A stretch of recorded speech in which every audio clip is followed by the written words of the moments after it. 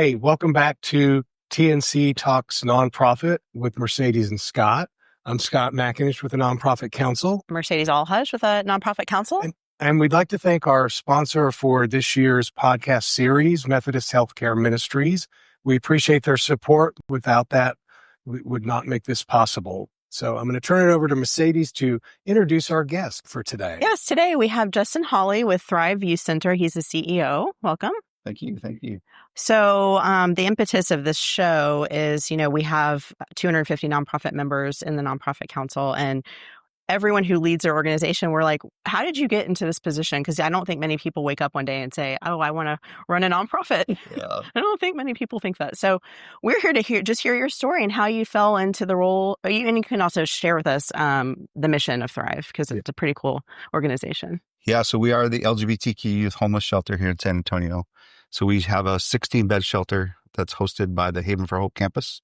We're a separate nonprofit from Haven, but we operate the shelter out of Haven. So we are able to serve 16 youth that are LGBTQ exiting homelessness. We also operate a 45 apartments throughout the city. That's a HUD contract that we serve any youth that are exiting homelessness that might be on their journey to get off the streets and into a stable environment. Mm-hmm. And then we offer all the wraparound services, mental health, life skills, education, workforce, anything they might need to get back. Do those youth start on campus, or can you? No, so anybody can, any of them, if they appear on the 210 SA hotline that they're homeless, there's over 350 youth on that list right now. Oh, wow. There's over close to 3,000 that are needing housing in San Antonio, but 350 are 18 to 24. Okay. And so when we have one that opens up, we just call close to home, and then they send us a youth, a name, and then we have to go out and we have to find them and see where they're at, and then work with them and build that trust to get them into a housing plan. And we serve them for up to 12 months with another 6 months of aftercare. But hopefully by the 13th month, they're ready to pay rent on their own and kind of get back on the pathway to sustainability. And do they stay in that apartment? Yeah. The goal is they sign the lease. All we do is we just execute it for them and give them a career coach and a case manager to kind of work through any challenges that they might be having, and then just support them through the journey. And then we keep them as alumni for permanency, so that anytime they have a challenge, they can come back to us and say, hey, I need some help. And we can help guide them. That's amazing. Is that new? I don't remember. Yeah, we've always done that. It's since 2017. Okay. And that's all driven through the HUD grant. The HUD grant for the housing side. Right. The shelter, which is completely separate, because obviously with the challenges today that are going on with HUD and housing, and the challenges in the LGBTQ community, the shelter is completely separate from the housing piece. Okay. So the shelter is only LGBTQ, but the housing is any youth that are 18 to 24. Okay. That's amazing. So how did you get into this role? That's the real question. Yeah. So I spent, grew up in Wisconsin, got to San Antonio through work, worked for a big hotel company. I was in the hotel industry, went to college for a hotel degree. Always thought I was going to own hotels and be in the service industry. Just had a little change of plans in 2019. Actually went through a substance abuse challenge and caused me to rethink what I wanted to do with the rest of my life. Took me a couple years, but found Sandy at the Thrive Youth Center. I'd done some fundraising with them back in 2015, 16, 17. And then when I was switching careers, trying to refine myself, substance abuse can do that to somebody. Addiction can do that to somebody. And I wanted to give back to community.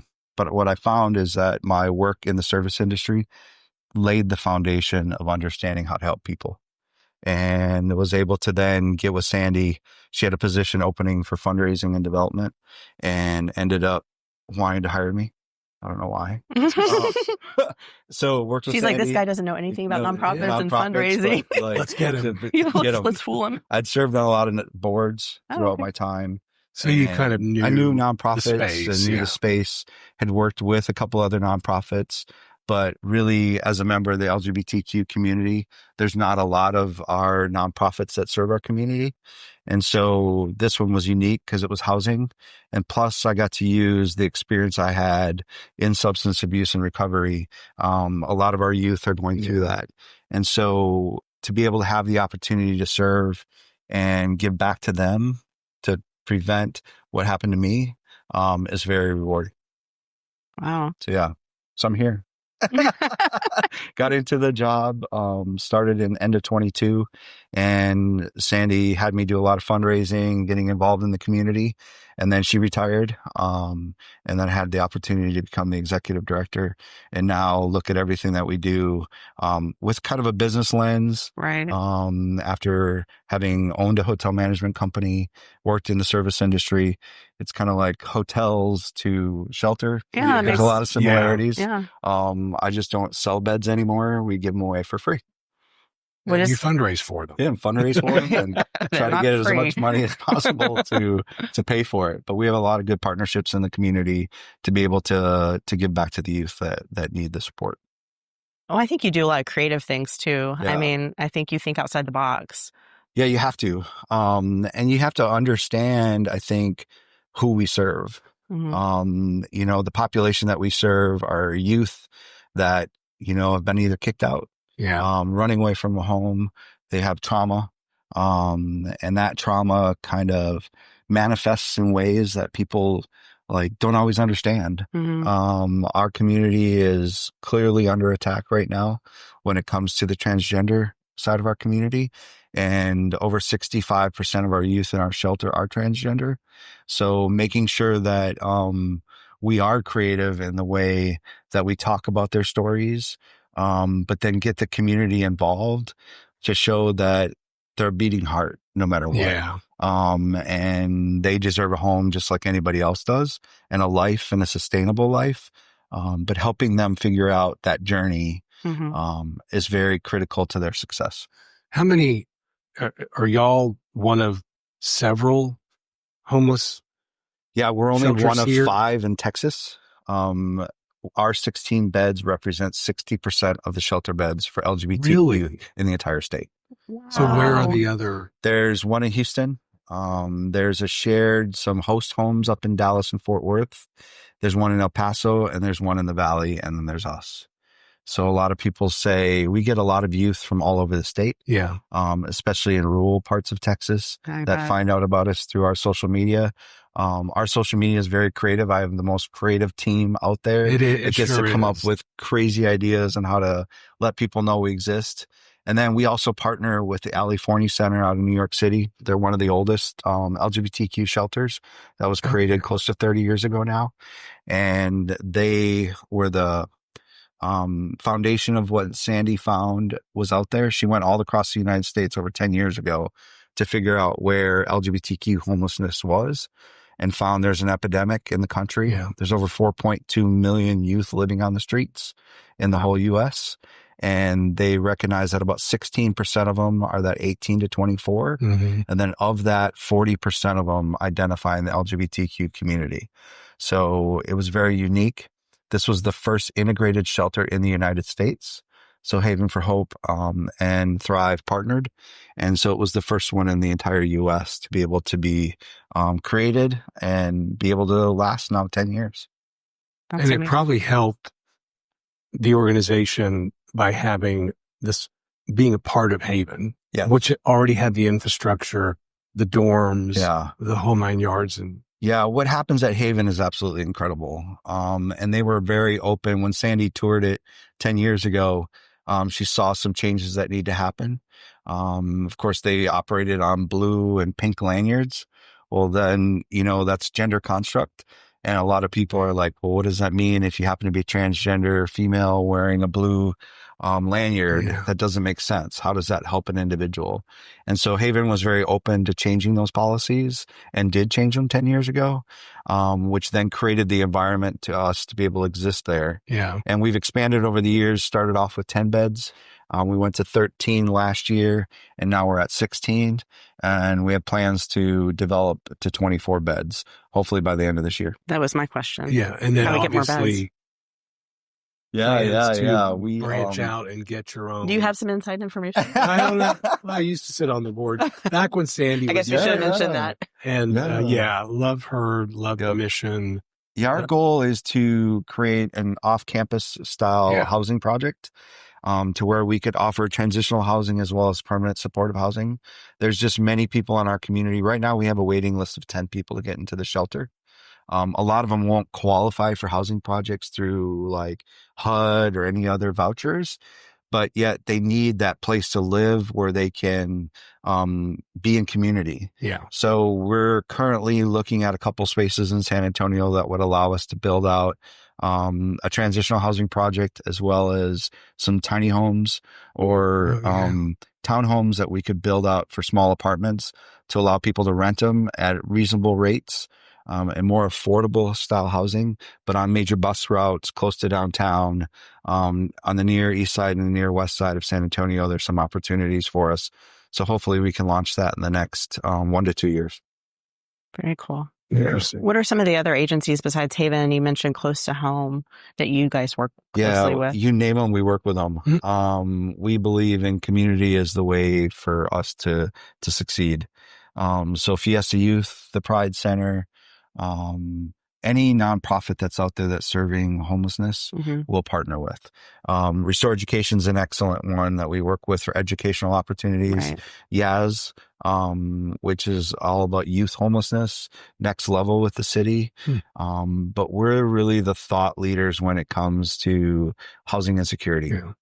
Our goal at some point is going to be to serve the entire community, not just youth. Because there's LGBTQ seniors that currently have a hard time in where they're going to live. And so we can see a communal space with the Pride Center and the AIDS Foundation or the Kind Clinic or ARC looking at healthcare options, communal space, sustainable funding, sustainable funding opportunities in like a laundromat or a coffee shop to be able to raise the funds to support individuals that are having a hard time. Yeah. Wow. So cool. Yeah. Sounds like a strategic plan. Yeah. We have a board of 13 individuals. And so we're working with them to really determine what that next level is. Yeah.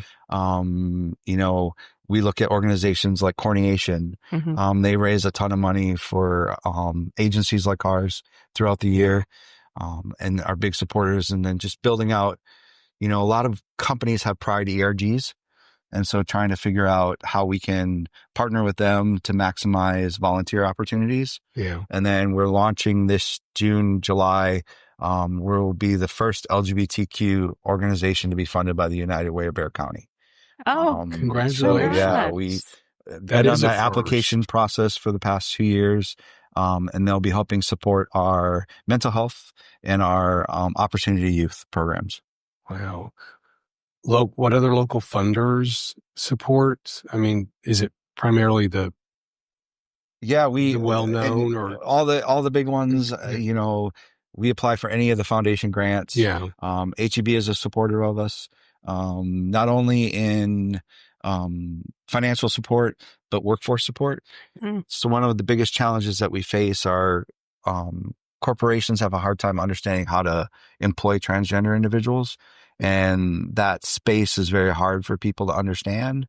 And I think we're trying to be out there and talking to people how really a transgender individual is just like anybody else. Yeah.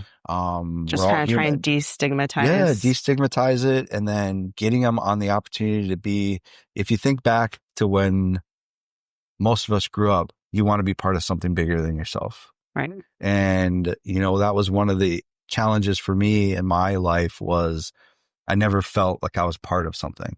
So what did I do? I turned to substances to quell those fears. Yeah. And then it just took over.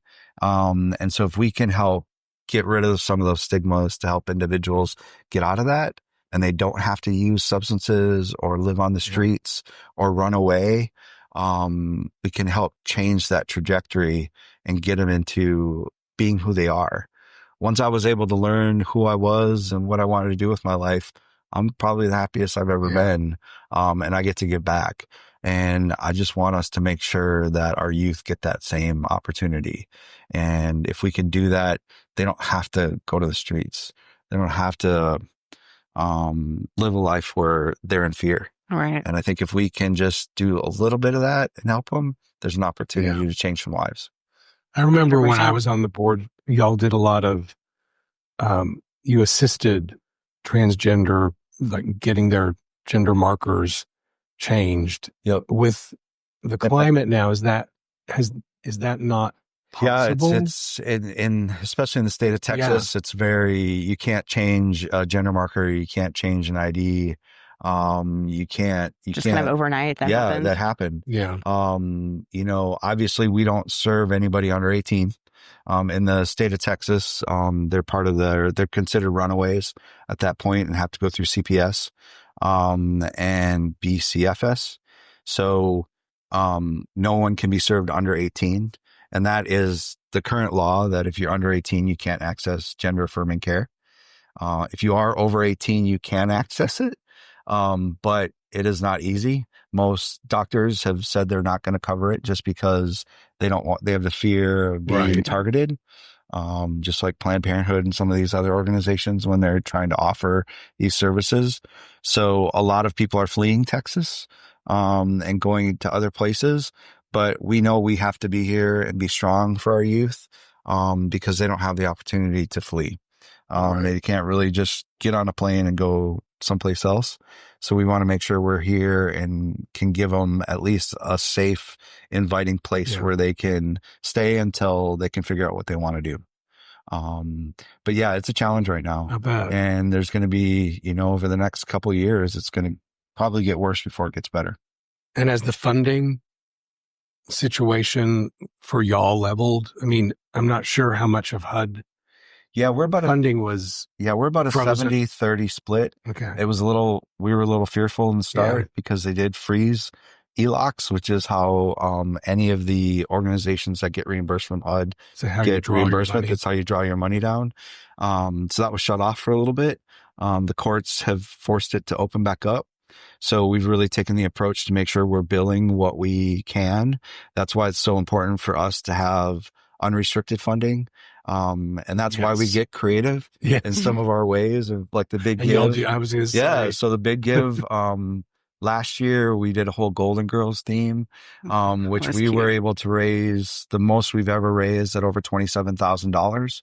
And so that helps us serve those that can't get the services through formal areas. If they can't get into a HUD program or they can't get into anything else, then we can pay for things that they might need. Just even their deductible for a healthcare visit, and any, clothing that they might need. We try to buy newer stuff for our youth instead of recycled clothes.